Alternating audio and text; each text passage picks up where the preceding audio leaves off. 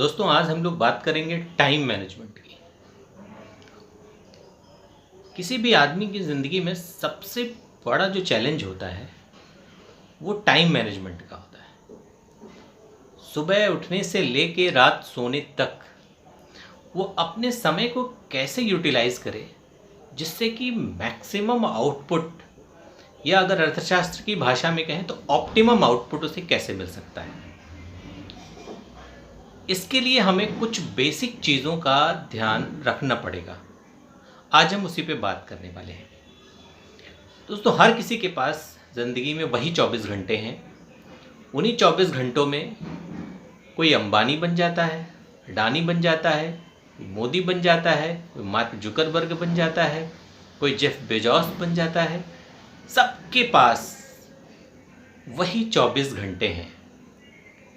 उन्हीं 24 घंटों का इस्तेमाल करके कुछ लोग अपनी ज़िंदगी के 35, 40, 50 सालों में दुनिया के टॉप 5% की आबादी में पहुंच जाते हैं, और कुछ लोग अपनी ज़िंदगी के 60, 70 साल, 75 साल बिताने के बाद भी 95% आबादी के भी निचले हिस्से में ही रह जाते हैं। दरअसल ये सारा खेल टाइम मैनेजमेंट का है कि आप अपने समय को किस तरीके से उपयोग में लाते हैं। इसी बात से तय होता है कि ज़िंदगी में आप कहाँ तक पहुँचने वाले हैं। तो आज हम इसी बारे में बात करेंगे। दोस्तों सबसे पहले आप अपने दिन को, पूरी दिनचर्या को 4 हिस्सों में बांटने की कोशिश करिए। पहला हिस्सा है आपका पर्सनल टाइम।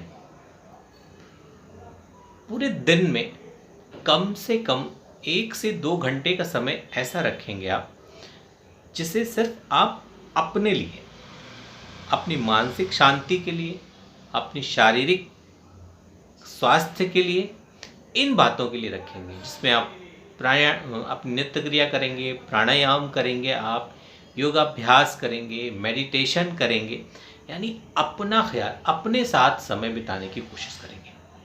पूरे दिन में 1 से 2 घंटा, अगर 2 घंटा आप कर सकते हैं तो दैट इज़ वेरी नाइस। 1 घंटा सुबह कम से कम और 1 घंटा शाम को आप ये समय अपने लिए पर्सनल, अपनी सेहत के लिए, सेहत दोनों तरीके की, मानसिक सेहत और शारीरिक सेहत, दोनों के विकास पर आप कम से कम 1 से 2 घंटे का समय ज़रूर दीजिए। ये बहुत ज़रूरी है।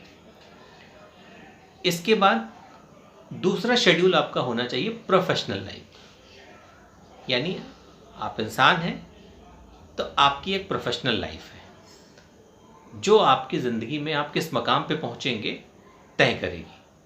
तो यानी ये आपकी ज़िंदगी का सबसे महत्वपूर्ण हिस्सा है। इस हिस्से को आपको अपनी ज़िंदगी का सबसे ज़्यादा समय देना है, कम से कम दिन का 10 से 12 घंटे। अगर आप शुरुआती फेज़ में हैं, उसके बाद फिर आपका काम तय करेगा कि आपको अपने समय को कितना बढ़ाना या कम करना है, लेकिन शुरुआत में कम से कम 10 से 12 घंटे आप अपनी प्रोफेशनल लाइफ को देंगे। जो काम आप कर रहे हैं उस काम को देंगे। अब ये 10 से 12 घंटे कैसे खर्च करेंगे आप, ये सबसे ज़रूरी बिंदु है। कि ठीक है, ऐसा नहीं आप कुर्सी लगाए और गए, बैठ गए और शाम को फिर 10-12 घंटे घड़ी देखते रहे, पूरा हुआ और उठ के आप चले आए। नहीं, ऐसे नहीं खर्च करना है। आप अपने इस समय को 10 से 12 घंटे को एक एक घंटे के टाइम ब्लॉक में बांटेंगे। अगर संभव हो 30 मिनट में बांट पाए तो ये और अच्छा है। नहीं, कम से कम एक एक घंटे के टाइम ब्लॉक में इसको आप बांटेंगे।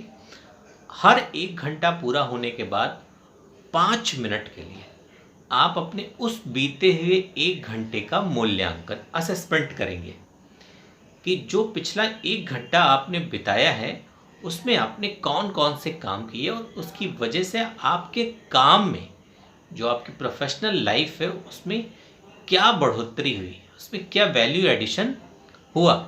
ऐसा आप पूरे 10 से 12 घंटे में हर 1 घंटे के बाद 5 मिनट का आप एक असेसमेंट पीरियड रखेंगे, जो ये तय करेगा कि आपने अपना पिछला 1 घंटा कैसे बिताया, क्या किसी से बातें करके गप्पों में ख़त्म कर दिया, या मोबाइल देखते हुए ख़त्म कर दिया, या बिना कुछ किए हुए ऐसे बैठे बैठे इधर उधर देखने में खर्च कर दिया, इससे आप बेहतर तो नहीं हो रहे। इससे आपका काम एक समय के बाद, अगर आप सिर्फ जाते हैं, शटर उठाते हैं, बैठते हैं और शाम को शटर गिराते हैं, चले आते हैं रूटीन वर्क करके कि बस पैसा लिया, पैसा दिया, कस्टमर से बात किया, कस्टमर्स को छोड़ा, अगर ये करते हुए आप आ रहे हैं तो आप निश्चित रूप से बहुत दूर तक तो नहीं जाने वाले हैं। इसलिए वैल्यू एडिशन भी होना, आप जो टाइम खर्च कर रहे हैं, जो 10 से 12 घंटे आपकी ज़िंदगी का सबसे महत्वपूर्ण समय है, दे रहे हैं अपने प्रोफेशन को, उसमें कुछ वैल्यू एडिशन भी होना चाहिए। तो आप उसको एक एक घंटे के स्लॉट में बांटेंगे, हर एक घंटे का मूल्यांकन करेंगे, और ऐसा आप 30 दिन तक ज़रूर करेंगे। उसके बाद ये आपकी आदत में आ जाएगा। तो पहला हो गया पर्सनल टाइम, दूसरा हो गया प्रोफेशनल टाइम।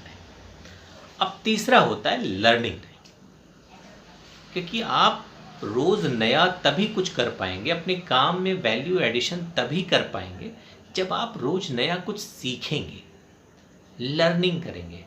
लर्निंग में स्किल डेवलपमेंट करेंगे। आप जिस काम को कर रहे हैं उस काम के बारे में देश दुनिया में क्या कुछ नया हो रहा है, उसमें कौन सी नई नई चीज़ें आ गई हैं या आने वाली हैं, इसके बारे में आपको अवेयर रहना होगा।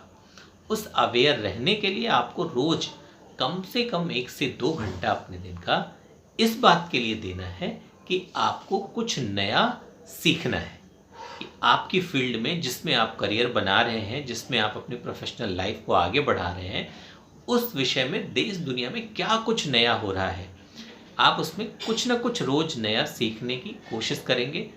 आप कुछ किताबें पढ़ेंगे, आप सोशल मीडिया पे थोड़ा समय इस लिहाज से देंगे कि आप उस फील्ड के बारे में कुछ जानकारी इकट्ठा कर पाएँ। इस तरीके से 1 से 2 घंटे का समय आप लर्निंग के लिए देंगे।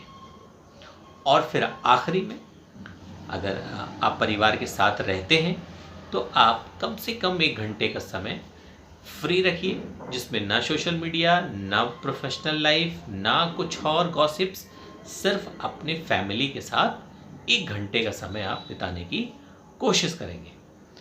अगर आप पूरे दिन को इन 4 हिस्सों में डिवाइड करते हैं और इसको पूरी तरीके से इम्प्लीमेंट करते हैं, अप्लाई करते हैं, कि जो पर्सनल टाइम है उसमें ये नहीं बैठ के मोबाइल देख रहे हैं, व्हाट्सएप चला रहे हैं, चैटिंग कर रहे हैं, नहीं।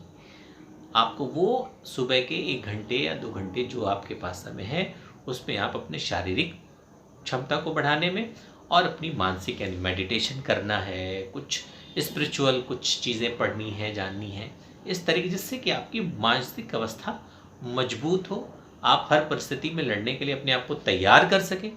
इस तरीके का समय आपको वो 1 से 2 घंटा बिताना है। जो 10 से 12 घंटा प्रोफेशनल लाइफ का है, उसको भी असेसमेंट करते हैं कि यूं ही तो नहीं रोज़ बिता रहे हैं, या कुछ नया भी कर रहे हैं, कुछ ग्रोथ हो रही है, कुछ डेवलपमेंट हो रहा है, पहले से बेहतर कुछ हो रहा है, कुछ नए चेंजेज हो रहे हैं उसके लिए। और ये नया करने के लिए आपको लर्निंग पीरियड आपका भी होना चाहिए रोज़, जिससे कुछ आप नया सीखेंगे, तभी अगले दिन जाके कुछ नया ऐड कर पाएंगे। और परिवार के साथ समय बिताना भी उतना ही ज़रूरी है आपकी मानसिक और शारीरिक सेहत के लिए। तो अगर 30 दिनों तक ये पूरा शेड्यूल आप अपनाते हैं तो यकीन मानिए 31वें दिन आप एक नए इंसान होंगे, जिसमें अगले 1 साल में बेइंतहा ग्रोथ देने की क्षमता डेवलप हो जाएगी। तो ये कुछ बुनियादी बातें हैं अपने दिन के शेड्यूल को, अपने टाइम मैनेजमेंट को ठीक तरीके से करने की। मुझे उम्मीद है कि आपने कुछ अच्छा सीखा होगा, जाना होगा, और आप इसे अपने जीवन में उतार कर बेहतर करने का प्रयास करेंगे। फिर मिलेंगे किसी और दिन, किसी और विषय के साथ। तब तक के लिए नमस्कार।